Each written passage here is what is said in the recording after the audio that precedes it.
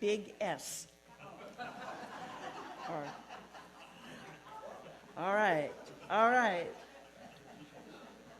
I was talking with Big S the other day, because we're cool like that. And Big S said, hey, I want you to tell people something. And I was kind of busy, so I pretended I didn't hear. And then Big S poked me and said, I'm not kidding. Pay attention.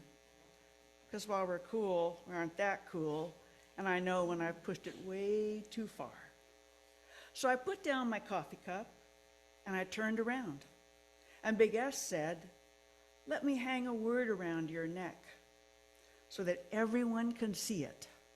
And you better speak it when you're out, because I'll know if you don't. And it will be heavy, so heavy on your soul. And a word was hung around my neck to take out to the people standing in the streets. A word was preached into my ear and laid into my mouth and burned into my heart until all I could see was the shape of the word, and the word was all, and the word was love. And Big S said, now get out, because you don't have all day, and that word is going to get heavier, and you've got some work yet to do. So I'm taking my word out into the world.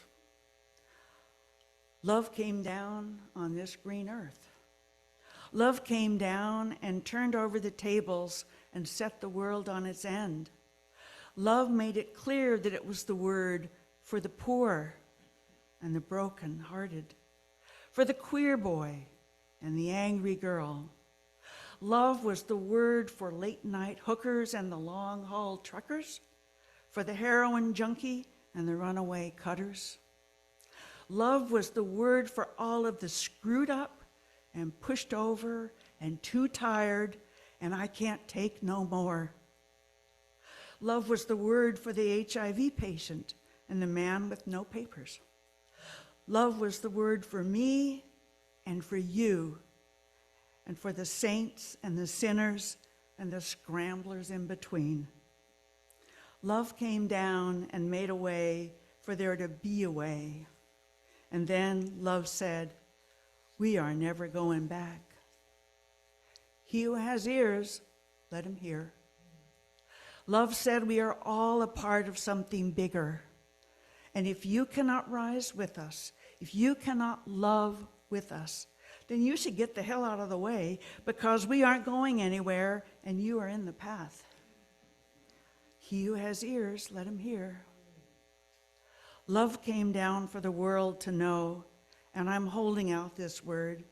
So even when you and Big S are just like that, you can't pretend you didn't know. I cannot put it down. Not for a politician spewing hatred, not for a minister vomiting out bile in the costume of a saint, not for money or for country or for kin. I'm holding my word in my mouth, because the next time I see Big S, I want to be able to say, you gave me a word and I carried it just the way you asked. You gave it to me and I took it. I showed it to everyone I met. You gave it to me and I showed it to her and ze and him.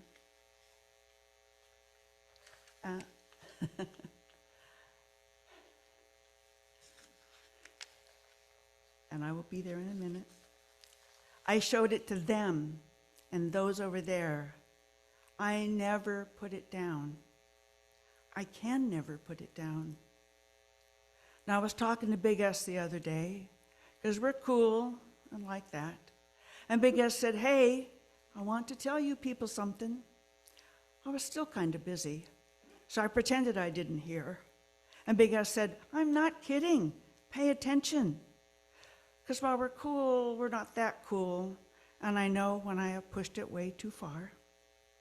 So I put down my coffee cup and I turned around. And then Big S gave me a word. And now I've given it to you. Start moving.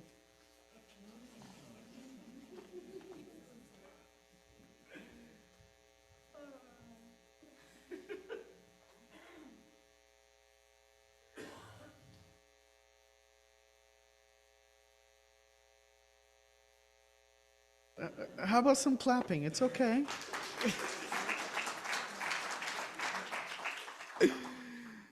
And I'll try this too, right? Yeah, I'm going to try this setup. I'll try not to mess it up too much. But good morning. For those that I hadn't greeted before, I'm the Reverend Alex da Silva Soto, as I was introduced before, but Rev suffices, or Rev Alex, even though it might get complicated because your minister, Catherine, is getting ordained in January. So we'll be Rev Catherine. So we'll figure it out, yes? But I'm 51, gray hair, losing lots over here. They're going away, it's okay. And I need glasses, and I'm wearing earrings, and I'm wearing a Muslim kameez, and instead of a stole, I'm wearing a kafia. So these are extraordinarily difficult times to be in the pulpit. That's what I have in the script, and I'm not in a pulpit. I think maybe this is serendipitous, so, or subconscious. I don't even want to be there because it is such challenging times, isn't it? And I see you nodding, so I guess I don't need to get too deep into it, even though I will get a little bit into it. So I thought I would rely on Zhuangzi, commonly known as Zhuangzi, a philosopher and writer who lived in China around the 4th century before Common Era. He used parables, allegories, paradox to describe the way of being in the world that became the foundation of Taoism. Zhuangzi believed that when human activity was aligned with the natural world, there would be harmony. I'm going to read this again. He believed that when human activity was aligned with the natural world, there would be harmony. And I quote, and it's adapted for gender inclusivity, and thank you, Bev, for all the gender inclusivity in your reflection as well. In the age when life on earth was full, no one paid any special attention to worthy people, nor did they single out the person of ability. Rulers were simply the highest branches on the trees, and the people were like deer in the woods. They were honest and righteous without realizing they were doing their duty. They loved each other and did not know this was love of neighbor. They deceived no one, yet they did not know that they were people to be trusted. They were reliable, but did not know this was good faith. They lived freely together, giving and taking, and did not know they were generous. For this reason, their deeds have not been narrated. They made no history. End quote. So let us sit a little bit with this Taoist wisdom. Maybe a breath or two, if you haven't gotten that yet. The breathing practice is very important to me, and I'm highly encouraging you to try that.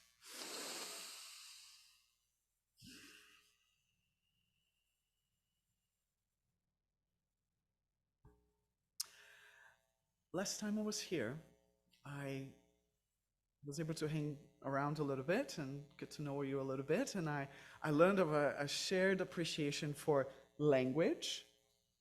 A couple linguists, a few linguists in the house, for foreign language, also for etymology. I heard you.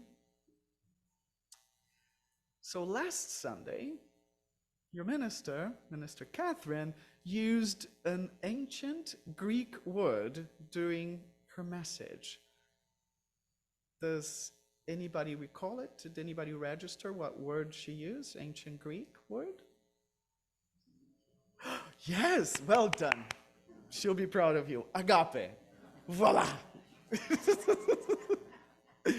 Now, okay, slightly trickier because I was here back in May. What was one of the Greek words I used back in May? Last May, when I was here May, yeah. Last May, not you ahead of the game. Let me tell you.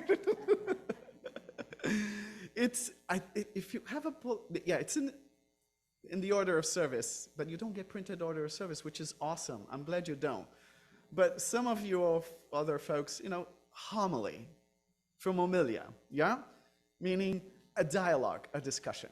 So I use that because I wanted to draw a very clear distinction between what I perceive to be a sermon and what I try to do to the best of my ability, even though I have a penchant for sermonizing. So good. All right, you got agape, you got homily, homilia. So how about a pop quiz? And some of you are ahead of the game. So what are some of the other words for love, some of the other Greek words for love? Eros, okay. Philia, okay. There's more. All right, so I'll go according to the slide. Philia, bing, bing, bing. What does that mean? Close. We're gonna, yeah. There's a city in the U.S. Philadelphia, and the motto for Philadelphia. Yeah, so sibling love, right? So this philia thing is this love without romantic attraction. It occurs between people that share values, yes, and respect each other. Now, there's another word, storge. So that is the one that is between parent and offspring and a parent. That kind of love. And then back there, eros. Yes? And eros is a very popular word. Erotica, yeah? But it doesn't have to be so narrow in its definition. As a matter of fact, let me ask you this. Has anybody ever heard of Eros Monastery? Eros Monastery at the Land. It is not a sex cult. Let me just fully disclose this. It's actually in California at a town called Philo. You're getting more Greek, right? Philo, loving, the one that loves, right? I could get into the whole thing. But anyhow, there is this place called Monastery, Eros Monastery, and they are trying to reclaim this word for love beyond the sexual piece, yeah? And this is how they define it. The energy that drives us to live a life of passion and meaning. We all know the presence or absence of eros by this quality of being lit from within. The little fire that sometimes is just channeled into sexual encounters, and we're sex positive, right? Sex is good, yes? Okay. I don't know. Can differ from place to place. But eros, yes, another word for love. And it doesn't have to be very narrow. It's a little bit broader. But here's the thing I found out as I research and prepare for this conversation with you. There is a flower distribution company that shall not be named, but they actually are taking, love, that in English we use just one word, but we're reflecting right now on how love manifests in different ways, right? Different ways of loving. So this company has developed 8 different types of love.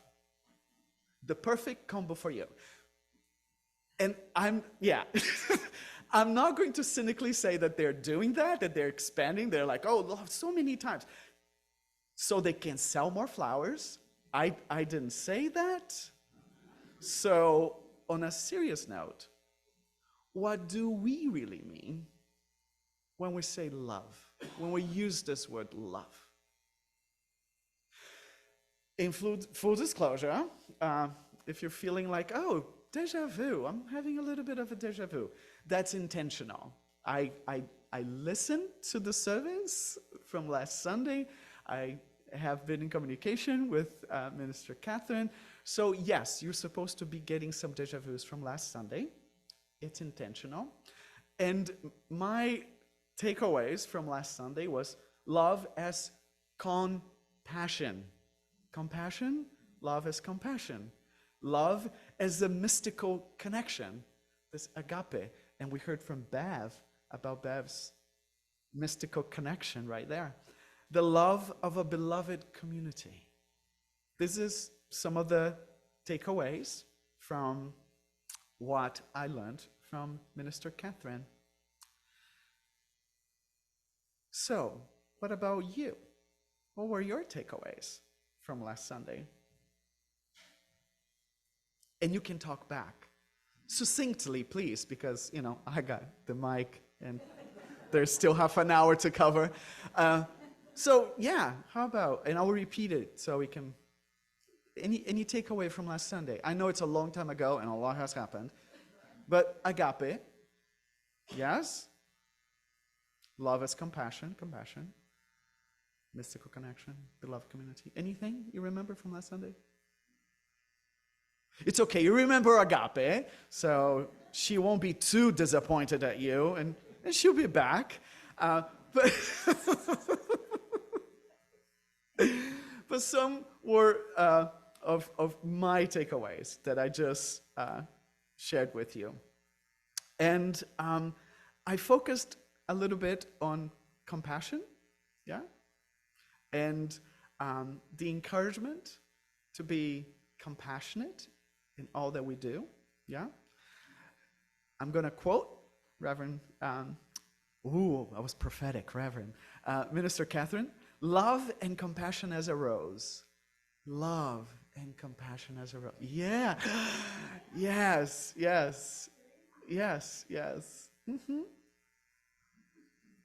So, since some of you love etymology, and I do too, let's work a little bit with the word compassion. And Minister Catherine mentioned, con, with, right? Passion, suffering. To join in suffering, yeah? And the Cambridge Dictionary defines compassion as an emotional response to empathy or sympathy and creates a desire to help. Creates a desire to help. Then, if we are compassionate, and compassion is sympathy and empathy that moves us into action, what if, in addition to joining our siblings in their suffering, compassion, we also join them in their experiences of righteous indignation? Righteous indignation. Please hear me out. I'm not saying self-righteous indignation, slightly different. What if, in addition to joining our siblings in their suffering, we also join them in demands for peace with justice? Peace com justiça. So that's my language, Portuguese. And how about some equitable distribution of resources while we're at it? Once again, please note the qualifier after peace, because most calls for peace, and we're hearing many these days, are for negative peace as opposed to positive peace. Remember some prophetic, distinction?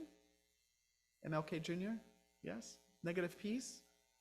The comfortable remain comfortable. The ones in power remain in power. And the peace that is experienced is the peace of those that already have it. Yes? Negative peace. Positive peace. It's slightly different, isn't it? So what if, in addition to journeying with our siblings in their suffering, we also made sacrifices for the sake of diversity and pluralism. For the sake of diversity and pluralism. And sacrifice, I'm using this word here, very intentional. It is not as narrowly defined as some people would do it and say sacrificing is you must kill, right? And it's subtractive.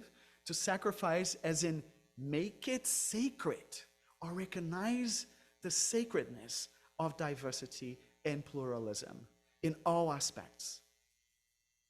All. Religious pluralism, political pluralism, gender pluralism, and we can keep on going. What if our practices of compassion include joining one another in delight and joy? Yes, in arrows. And once again, I'm not, seriously, and from what I hear, you had a problem with that maybe in the 70s with some churches. You got the joke. If you don't, it's okay. Coffee hour, we'll talk about it. So could compassion within suffering be love in action? Because it's not just in suffering, but it's in the calls for justice. It is in the solidarity. Is it in the rejoicing as well? So here's a definition of love proposed by the UUA Article 2 Study Commission. And for those that are new to Unitarian Universalism, like myself, in practice, not in theory, but here's a little breakdown of Article 2. Article 2 of the Unitarian Universalist Association, bylaws, principles and purposes, is the foundation for all of the work of our UUA and its members, congregations, and covenanted communities. It is the covenant to which all of our congregations and covenanted communities pledge themselves when they become members of our UUA. So, end quote, this is the closest thing UUs get to a credo. Yes? And unfortunately, some actually hold it higher than a credo, which I struggle with. But I won't digress too much. Under values and covenant section of the proposed revision, we read an eloquent definition of love. You ready? All right, this might come up in a quiz later. So, love is the enduring force that holds us together. Love is the enduring force that holds us together. Now, lovely words, and words can be cheap, so we need sometimes to break them down. So here's how they continue. As Unitarian Universalists in religious community, we covenant congregation to congregation and through our association to support and assist each other in engaging our ministries. We draw from our heritages of freedom and reason, hope, and courage, building on the foundation of love.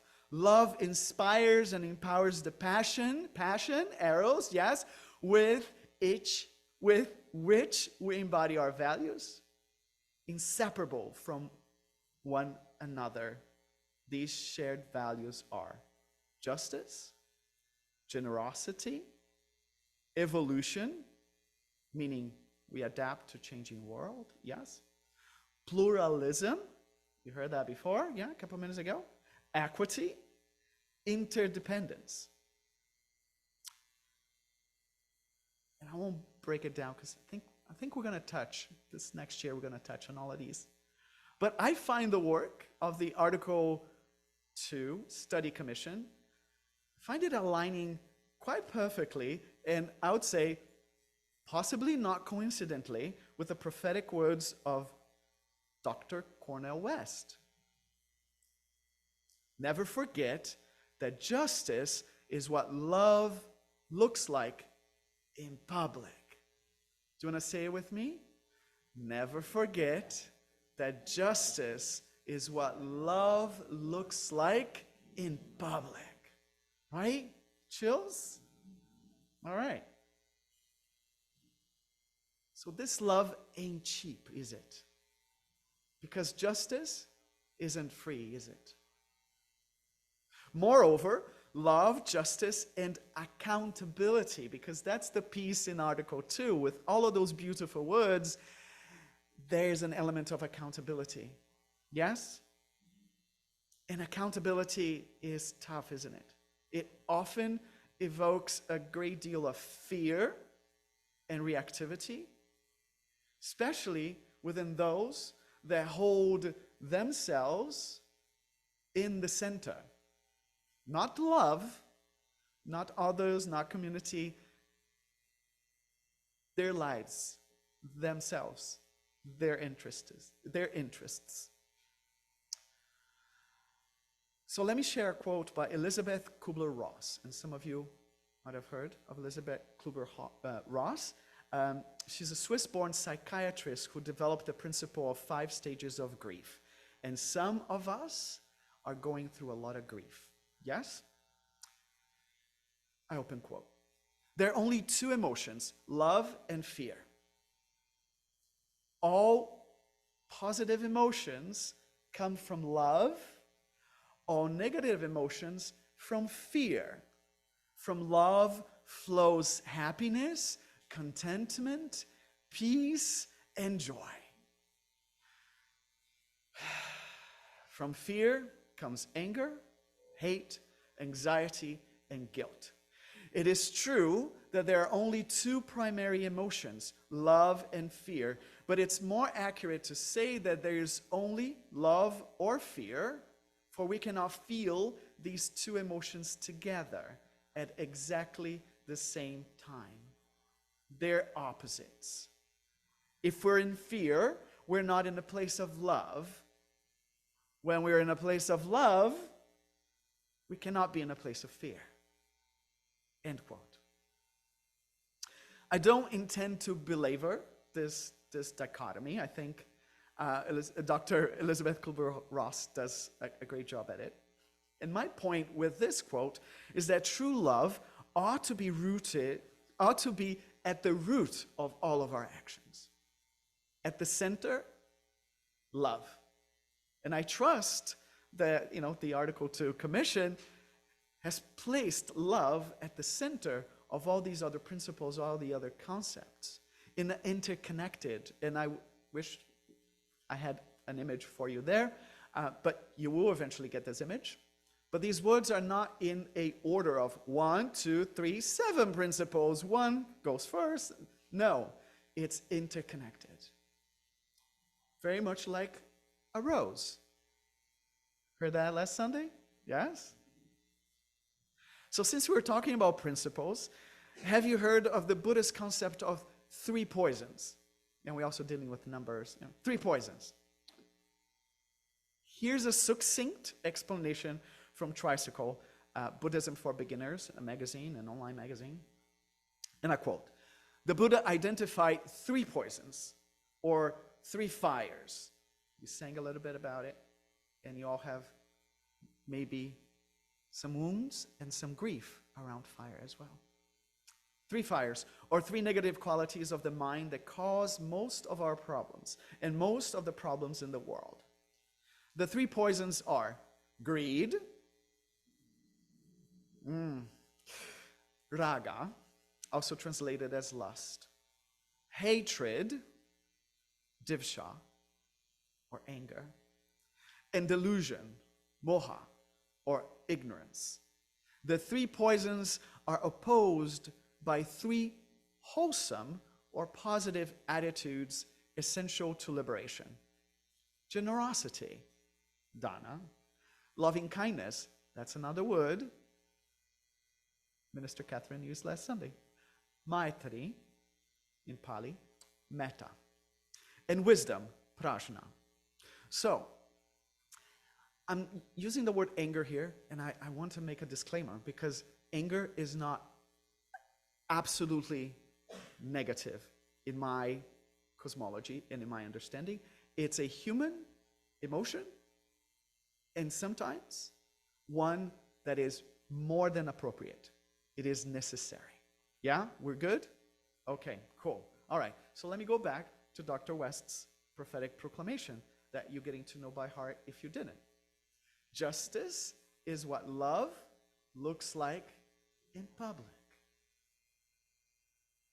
So how do we define justice? How do we define it?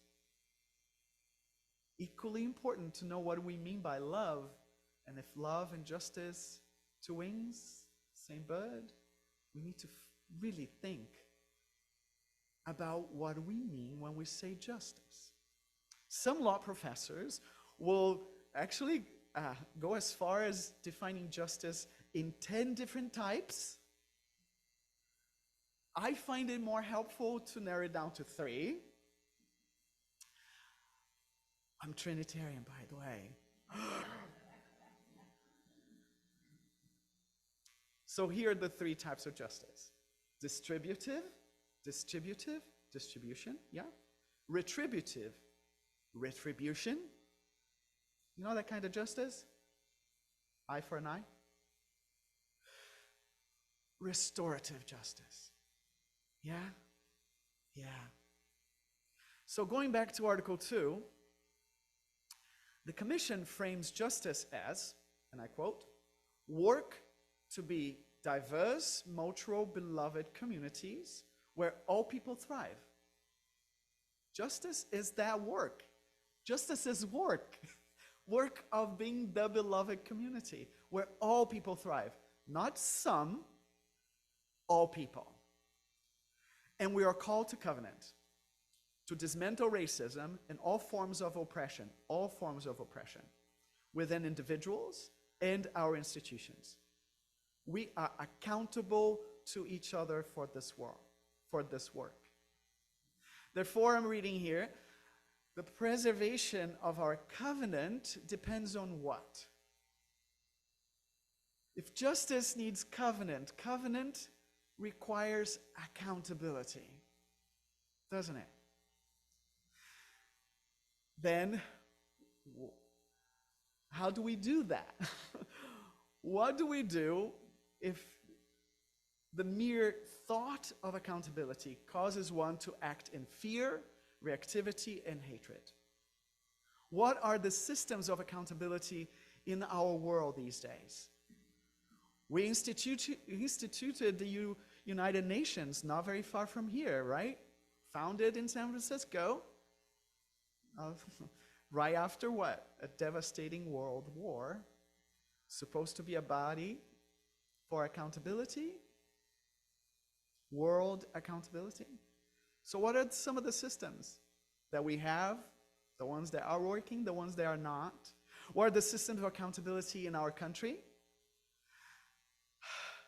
I won't get into Washington, D.C. I won't. But we're supposed to have 3 powers, aren't we? Accountable to each other and ultimately to the people, because it is for the people. Yes? So I'll bring it a little closer to home. Yes? And I'm almost done. If you need to breathe, please do. Yes? Yeah. I'm here once a month at best, so I really got to pack it in. So what are the forms of accountability we practice in our communities, our congregations? You, me, and in our homes. If justice is what love looks like in public, as you repeated a couple of times, and I hope that we're going to be practicing it even more, doesn't love depend on the existence of justice? The word love is so easily found at the dollar store, and I just passed by one not very far from here. So, cheap love, right there. Yeah? Or a few other buildings that I passed by that I'm like, oh, Sunday morning, oh, cheap love. Yeah, that's what it served. But I'm not going to be that bitter and cynical. But substantive love, you got it, right? Yes, substantive love is an action verb. And for the English teachers here, sorry, linguists, yes, substantive love is an action verb. As codependent on justice as the word and the reality of peace. So I'll conclude with a lesson from James Baldwin and Ode 3:14 by Rumi. To encounter oneself is to encounter the other. And this is love. If I know that my soul trembles, I know that yours does too. And if I can respect this, both of us can live. James Baldwin. Ode 3:14. Those who don't feel this love pulling them like a river, those who don't drink dawn like a cup of spring water, or take in sunset like supper, those who don't want to change, let them sleep. This love is beyond this study of theology, the old trickery and hypocrisy. If you want to improve your mind that way, sleep on. I've given up on my brain. I've torn the cloth to shreds and thrown it away. If you're not completely naked, wrap your beautiful robe of words around you and sleep.